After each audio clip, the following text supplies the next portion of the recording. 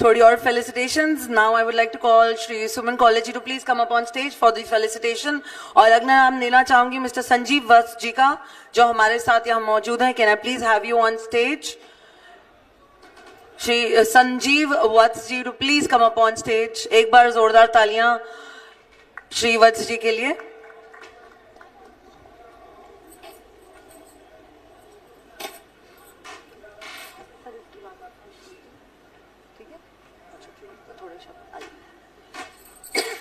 एक बार जोरदार तालियां श्री संजीव वत्स के लिए.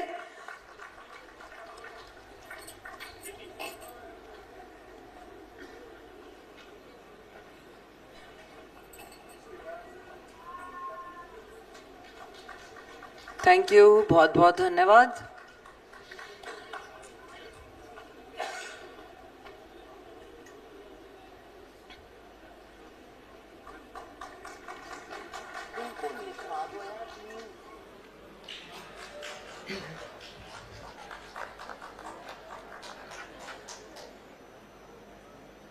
संजीव जी कुछ शब्द प्लीज आइए पोडियम पर.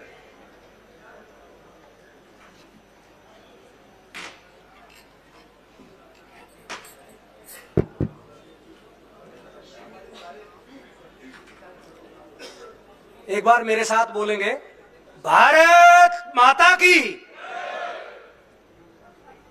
जैसा मेरा नाम का संबोधन बताया, संजीव कुमार. मैं एक किसान हूं और मैं ये भी पूछना चाहूंगा कि हम में बैठे हुए कितने किसान हैं.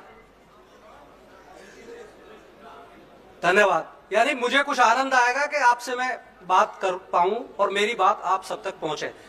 लेकिन किसान से संबंधित लोग कितने, मैं ये भी जानना चाहूंगा. वो भी एक बार हाथ उठाएं. यानी बाकी लोग किसान का भोजन ही नहीं करते, इसका मतलब. खैर, मैं अपनी बात करना चाहूंगा. मैं एक छोटी सी एक बात आपके सामने बताना चाहूंगा. एक किसान के बेटे की शादी थी, बेटी की. और वो किसान ने क्या किया कि हलवाई की लिस्ट बनवाने के लिए वो पहुंच गया बढ़ई के पास. बढ़ई जानते हो ना, जो लकड़ी का काम करता है. और लकड़ी का फर्नीचर बनवाने के लिए वो पहुंचा कुम्हार के पास. अब मुझे ये बताइए कि वो शादी सफल हो पाएगी क्या? शायद इस बात से मेरा आप आशय समझ गए होंगे. मैं कम शब्दों में अपनी बात रखूंगा. मैं एक किसान हूं और मैं 4.5 लाख के कर्ज में 2 एकड़ की किसानी मैंने की है और अपना मैंने कर्ज उतारा है. और आज हाल में मैं 3.5 एकड़ में खेती करता हूं. कोले साहब मेरे फार्म पे जा भी चुके हैं. पिछले 3 वर्ष पहले भारत सरकार के नीति आयोग के उपाध्यक्ष माननीय राजीव कुमार होते थे. उन्होंने भी मेरे एक फार्म का विजिट किया है. उनके फार्म को 3 साल डेवलप मेरे द्वारा किया गया है. अभी 21 दिसंबर को अपने उत्तर प्रदेश के चीफ सेक्रेटरी माननीय दुर्गा शंकर जी मेरे फार्म का विजिट कर चुके हैं. अभी भारत सरकार ने पंतनगर विश्वविद्यालय में एक नेचुरल फार्मिंग का प्रशिक्षण केंद्र बनाया है. उस पंतनगर विश्वविद्यालय के द्वारा लगभग 15 साइंटिस्ट पूरे अलग अलग राज्य के मेरे फार्म का विजिट अभी 25 तारीख को करके गए हैं. ये तो मेरी उपलब्धि है, क्योंकि मुझे बताना इसलिए पड़ा. ये इस चीज पे मैं विश्वास नहीं रखता, क्योंकि आप लोग सुनते भी उसी की हैं जिसका थोड़ा सा इंप्रेस करने के लिए होता है. क्योंकि हम आम आदमी की बात ही सुनना पसंद नहीं करते. तो मैं ये बताना चाहूंगा कि पहली बात तो नेचुरल फार्मिंग और जैविक खेती या ऑर्गेनिक फार्मिंग, ये दोनों बिल्कुल अलग अलग हैं. कृपया जिनको ऐसा लगता है कि ये एक है, उनको इस पे थोड़ा सा स्टडी करने की आवश्यकता है. मैं ज्यादा पढ़ा लिखा नहीं हूं, 12वीं क्लास पास हूं, ITI की है. और ये भी मैं बताना चाहूंगा, मैं आज ये 4थी बार कॉन्स्टिट्यूशन क्लब में किसी कार्यक्रम में हूं. तो नंबर 1 मैं आपको ये बताना चाहूंगा कि ऑर्गेनिक फार्मिंग और केमिकल फार्मिंग, ये दोनों फार्मिंग एक ही सिद्धांत के आधार पर चलती हैं. और वो सिद्धांत है लाइबिक नाम के एक अंग्रेज साइंटिस्ट का. लाइबिक कहता है कि ये जो धरती है जिसे हम भारतीय माता बताते हैं, और मैं जो काम करता हूं मैं काम भी उसी के साथ करता हूं, धरती मेरी माता है और मैं उसका पुत्र हूं। लेकिन वो लाइबिक कहता है कि ये जो धरती है इसमें कोई पौधा लगाना है तो उसकी जड़ों को खाद देना होगा। ये लाइबिक का सिद्धांत है, और दुनिया का एग्रीकल्चर जो आज चलता है वो इसी सिद्धांत के आधार पर चलता है। अब मैं आपसे एक सवाल करता हूं, क्या यह बात सही है या गलत है? आप बताइए ना। यह बात जमीन में कोई पौधा लगाना है, मैं दोबारा बोलता हूं, और उसको खाद ऊपर से देना होगा, क्या यह बात लाइबिक की सही है या गलत है? अब बताइए ना, आवाज नहीं आई आपकी। गलत है। क्यों गलत है जी? लेकिन किसान हमारा आज मतलब यूरिया कहां तक आ गया, यानी 50 किलो प्रति एकड़ तक उतारू हो गया है किसान। दूसरी, यह सिद्धांत ऑर्गेनिक फार्मिंग और केमिकल फार्मिंग में चलता है, लेकिन नेचुरल फार्मिंग या प्राकृतिक खेती पर यह कार्यशाला हो रही है, तो मेरी यह जिम्मेदारी भी बनती है कि प्राकृतिक खेती का जो सिद्धांत है वो सिद्धांत कहता है कि जिस प्रकार घने जंगल जहां व्यक्ति आज तक पहुंच भी नहीं पाया, वहां जिस आधार पर वनस्पति खड़ी है उस आधार पर हमारी नेचुरल फार्मिंग होती है।